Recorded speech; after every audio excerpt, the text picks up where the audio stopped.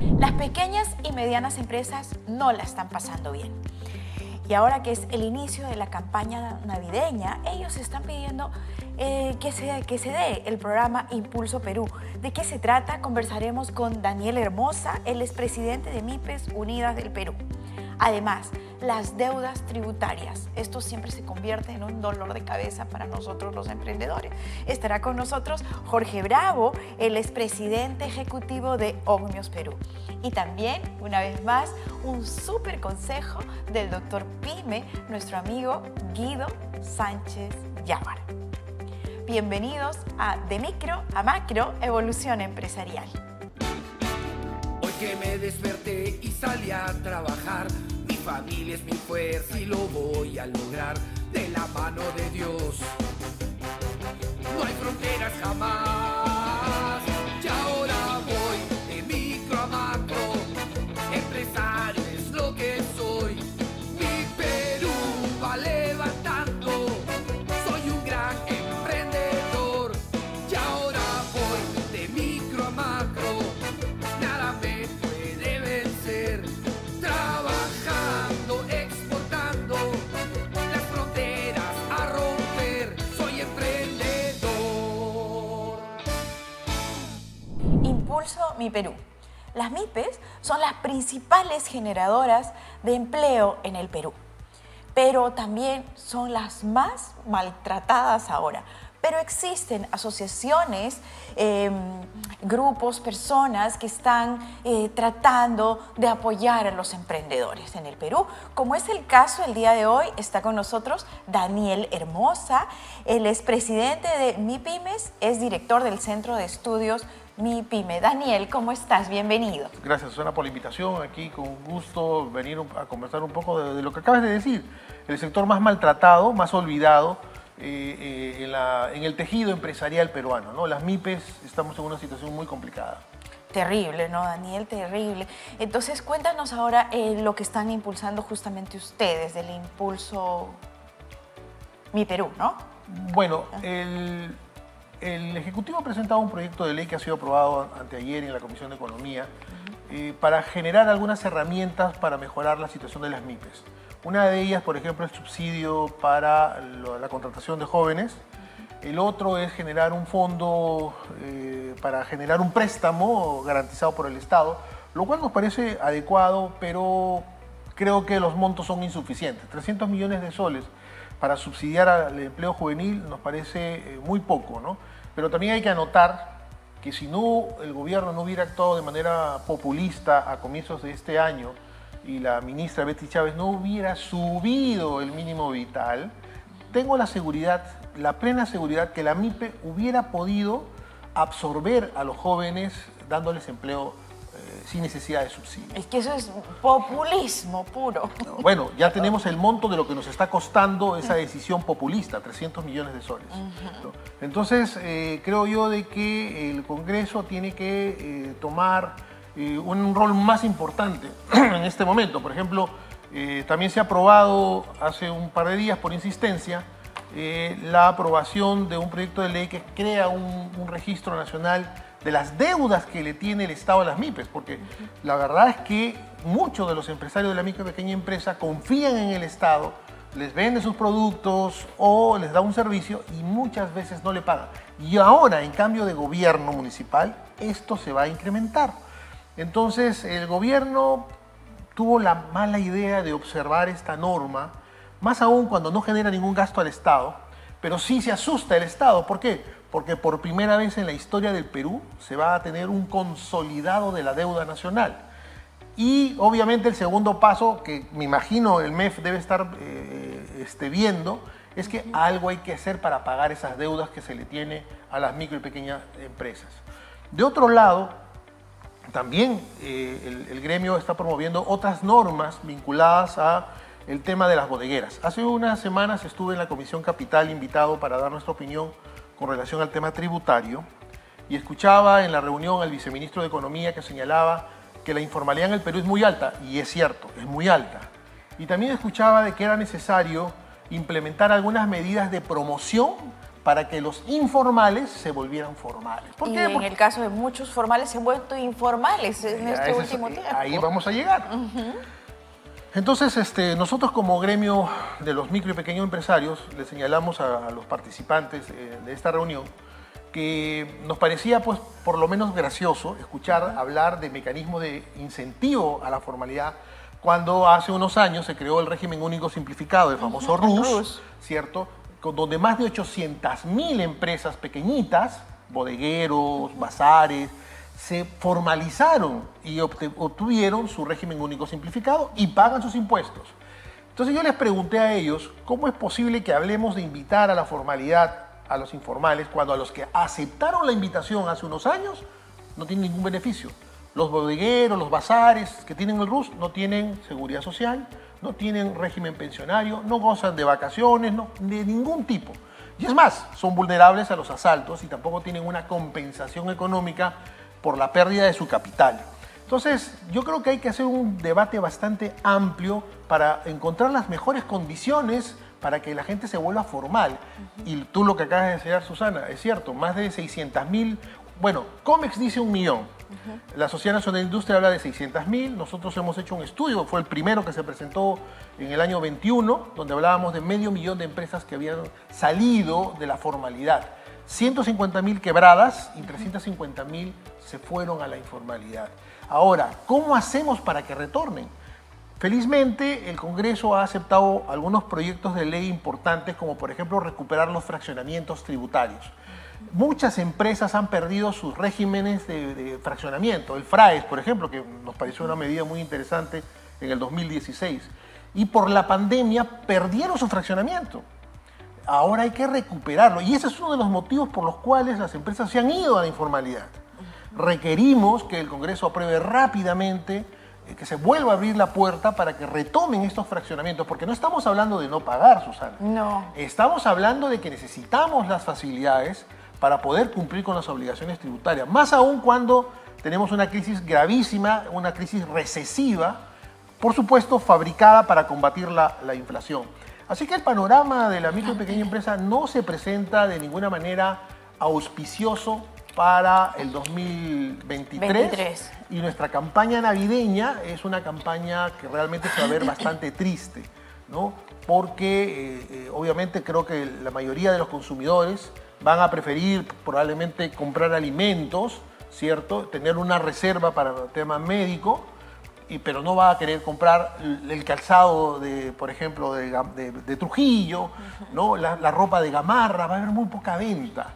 Y eso a nosotros nos preocupa muchísimo. Además, la importación juega también en contra de la producción nacional y desde aquí a los peruanos que nos están viendo, pues compremos producto peruano. Por lo menos este año hagamos el esfuerzo de comprarle productos al Perú, calzado, ropa, artesanías.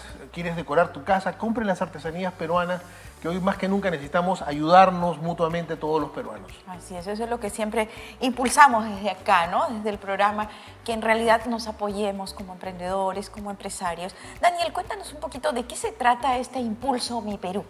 Bueno, como te repito, es una serie de medidas que está planteando el gobierno, como por ejemplo créditos garantizados, ¿no? Para, según ellos, un promedio de 130.000 empresas, que esperemos sea cierto, pero siempre tenemos el temor de que cuando estos fondos sean concursados por los bancos o las cajas, finalmente sirvan para prestarle a sus clientes, ¿no? Como sucedió en la Reactiva, ¿no? Donde no hubo la posibilidad de poder llegar a quienes no tenían acceso al crédito. Nosotros, como gremio, y podrás encontrar un tuit de esa época, un día después que la ministra Alba lanzó el Reactiva, nosotros lo primero que exigimos fue que se modifique la norma que rige la metodología para otorgar un préstamo. Por ejemplo, la SBS señala pues, que tienes que ir a una casa, verificar dónde trabaja.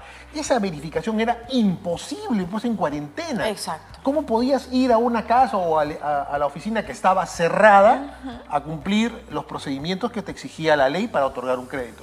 Entonces nosotros pedimos que esas normas se modificaran. lamentablemente no se hizo y obviamente el banco tenía la plata y tenía que dársela a alguien y prefirió dársela a sus clientes. Y ahora al final se convirtió en un negocio para los bancos, discúlpame que lo voy a decir así, porque muchos no están pagando Reactiva, porque obviamente de qué Reactiva hablamos, no ha habido. Bueno. Entonces, ¿no? ¿Qué cosa se han visto obligados los emprendedores a vender su crédito Reactiva a las entidades financieras a un interés de todos por encima 8, 10, 12, 15%?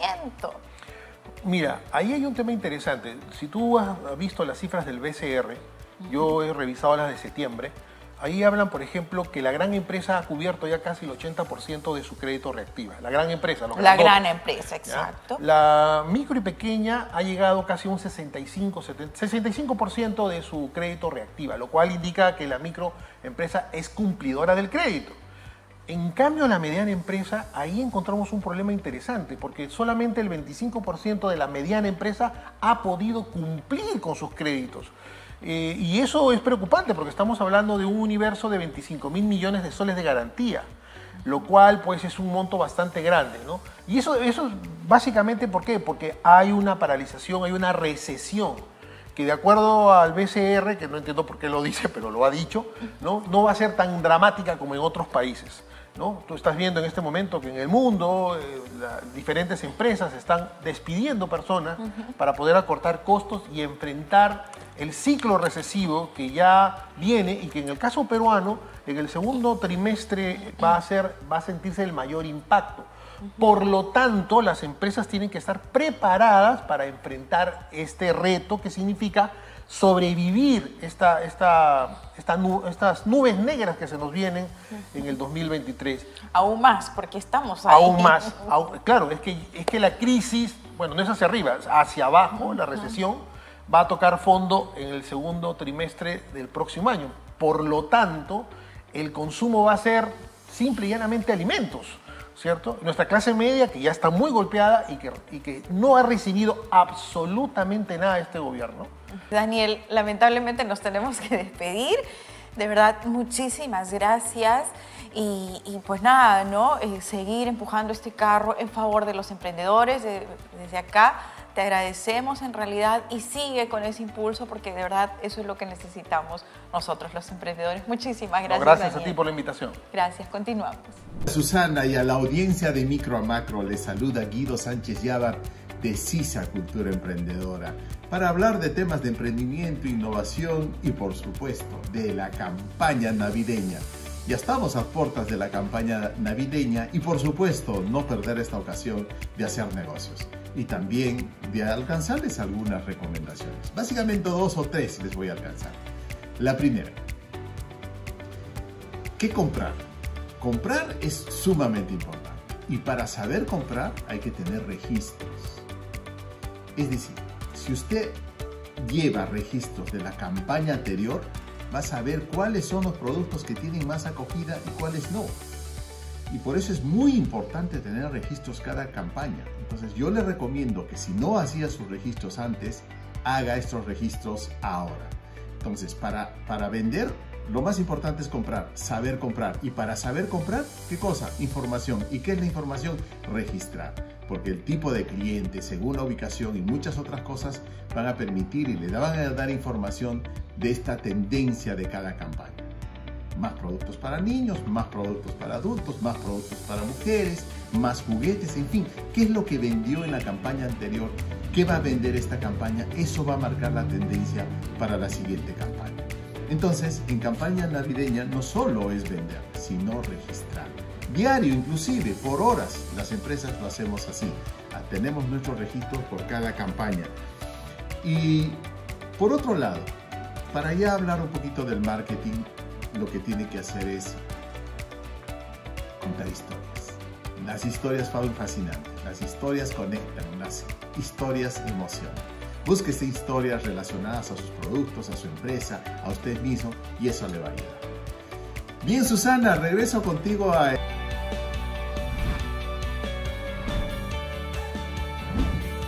¿Cómo evitar las sanciones tributarias? Esto también es un dolor de cabeza para todos los emprendedores, pero el día de hoy está con nosotros Jorge Bravo, él es presidente ejecutivo de Ogmios, de Educación Ejecutiva. Jorge, ¿cómo estás? Bienvenido. Muchas gracias, Susana. Muy buenos días y encantado de estar en tu programa para conversar de este tema tan interesante. Así es, Jorge. Bueno, ¿no? El gusto es nuestro.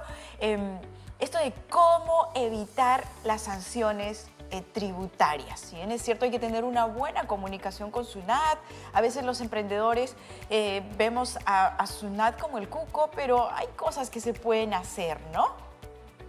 Sí, definitivamente. Y mucho de eso pasa por establecer políticas de control, listas de cumplimiento, verificar dentro de lo que es la propia estructura de la empresa, por más MIPE que sea, pues zonas donde probablemente las obligaciones frente al Estado, entre ellas las tributarias, no se estén cumpliendo de la mejor manera.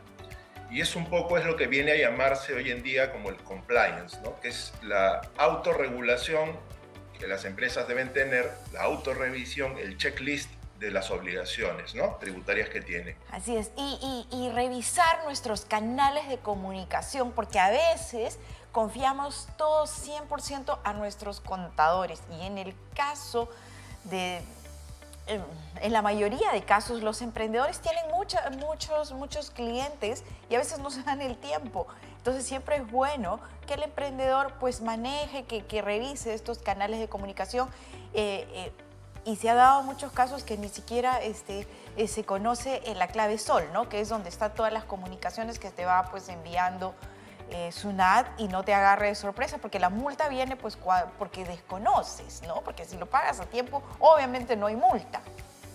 Sí, efectivamente, lo que tú señalas, la comunicación es clave en un compliance, en una revisión de cumplimiento, ¿no? Porque a veces, y como bien lo señalas, se piensa que los temas tributarios los debe manejar el contador y que el empresario se debe dedicar únicamente al negocio. Y la verdad que esto no es así. Debería ser más bien una interacción entre el dueño de la empresa y sus obligaciones. Porque si esto no se tiene claro, posteriormente pueden haber riesgos que tranquilamente pudieron ser evitados con una buena comunicación, ¿no? Una buena comunicación y anticiparse para que con eso puedas anticiparse a las acciones de SUNAT, ¿no? O sea, pagar a tiempo, hacer los prepagos, ¿no? ¿Qué otras herramientas puede tomar el emprendedor? Definitivamente en estos ya casi 30 años que tengo como asesor de empresas, me he dado cuenta justamente que uno de los problemas que normalmente se tiene es el delegar los temas netamente de cumplimiento tributario al área contable. Entonces, mi mejor sugerencia sería que los emprendedores involucrarse. Así es. ¿No? Se involucren, establezcan reuniones periódicas, se enteren un poco más del negocio para prevenir y anticipar riesgos, que de eso se trata en realidad. El secreto de no tener posteriormente riesgos, problemas, contingencias y dormir tranquilo, ¿no? Y eso es justamente tomando estos dos puntos, ¿no?, que conversamos inicialmente, tener una buena comunicación y anticiparse a las acciones de SUNAT, ¿no? Y a veces decimos, no, pero ¿cómo se manejará? O sea, a mí que me traigan a fin de año y leo mi balance y ver qué pasa, pero luego se convierte en una pesadilla porque todos los meses tienes a SUNAT detrás porque de repente tu contador no está declarando, no está haciendo los pagos a tiempo y tú desconoces porque no entraste a tu clave SOL, no hay una buena comunicación, ¿no?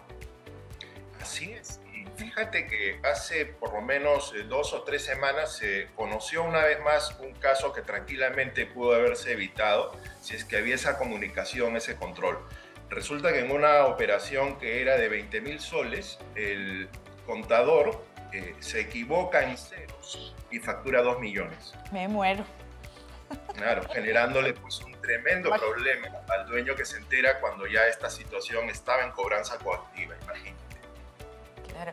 Jorge, y ese es un ejemplo que tú nos das, pero yo estoy segura que hay miles de casos como esos, miles. ¿no? Y que el emprendedor desconoce y no sabe lo que está pasando, ¿no? Aparte de esta buena comunicación, de anticiparse a las acciones de SUNAT, ¿qué otro punto más debe tener en cuenta el emprendedor para que esto no se convierta en un gran problema, ¿no? Mira, así como los empresarios deben prever y anticiparse, también tienen que entender que el propio Estado se anticipa, ¿ya?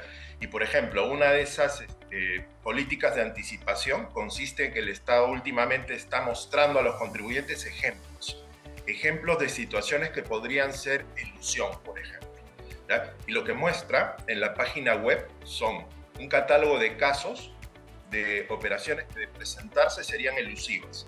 Entonces, un empresario debería ser lo suficientemente cuidadoso de revisar ese catálogo a los efectos de ver si las operaciones que él realiza no están comprendidas dentro de ese grupo de operaciones discutibles, ¿no? Entonces, muy importante la labor también de ver cómo es que el propio Estado, la SUNAT me refiero, comienza a prever situaciones de riesgo, a mostrar situaciones de riesgo, ¿no? ¿Y eso dónde lo encuentra? ¿En la página, ese catálogo, eso dónde lo encuentra? ¿En la página de SUNAT? Sí, en la página web de SUNAT, que es la SUNAT virtual, ¿no? Y saber de que ahora pues hay muchos canales informativos, ¿no? También en SUNAT, y que los mismos funcionarios de SUNAT pues son personas que están dispuestas también a ayudar, pero muchos nos corremos, no queremos necesariamente, o sea, escuchamos la palabra SUNAT y es como que el cuco nos está persiguiendo, pero hay funcionarios que están muy capacitados y para ayudarnos, ¿no? Y llevarnos ahí de la mano, apoyarnos. Entonces, no correrse, ¿no? Sino dejarse ayudar, ¿no? Es verdad, es cierto, porque, y ¿sabes qué? Si una empresa, si un emprendedor adopta políticas de prevención, hace lo que en el mundo hoy se conoce como el compliance, obviamente está en una situación de zona mucho más tranquila y de cara a la administración tributaria va a tener un perfil de cumplimiento responsable. A partir ya de este año, te comento, la SUNAT está comenzando a catalogar a los contribuyentes, dependiendo de su grado de cumplimiento. Entonces, si hay un contribuyente que se autorregula, él mismo se controla y cumple escrupulosamente siempre sus obligaciones, SUNAT lo tiene pues en un perfil de cumplimiento, ¿no? Entonces, el trato al contribuyente es obviamente mucho más benigno, cálido, que el que puede tener un contribuyente pues, que incumple, ¿no? Incumple por desconocimiento. Es sobre el desayuno ejecutivo que hay este 23, si nos comentas un poquito más, a quién está dirigido. Claro, justo en línea de lo que estamos conversando con Ognios, hemos organizado el día 23 un desayuno ejecutivo dirigido a empresarios, donde vamos a tratar estos temas de prevención, ¿no?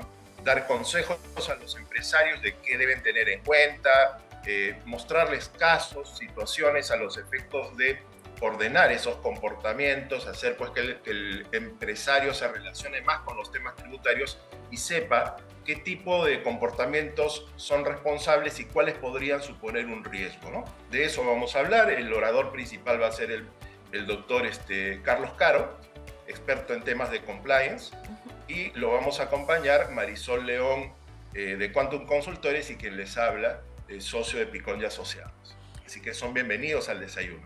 ¿En dónde cuál va a ser el lugar? Pullman, en el Hotel Pullman. En el Hotel Pullman. 8:30 de la mañana. En San Isidro, este 23, ¿no? Así es. Correcto. Las personas que quieran participar de este desayuno, ¿hay algún teléfono, una página?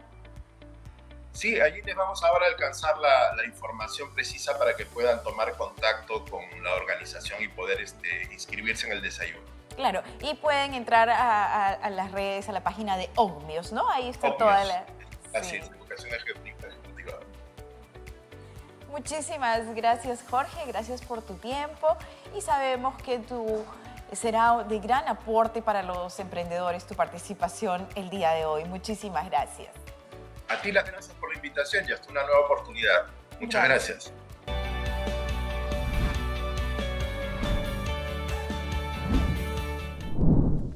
Una vez más, muchísimas gracias por acompañarnos. Gracias a Daniel Hermosa, director de MIPES, por estar siempre apoyando a los emprendedores del Perú.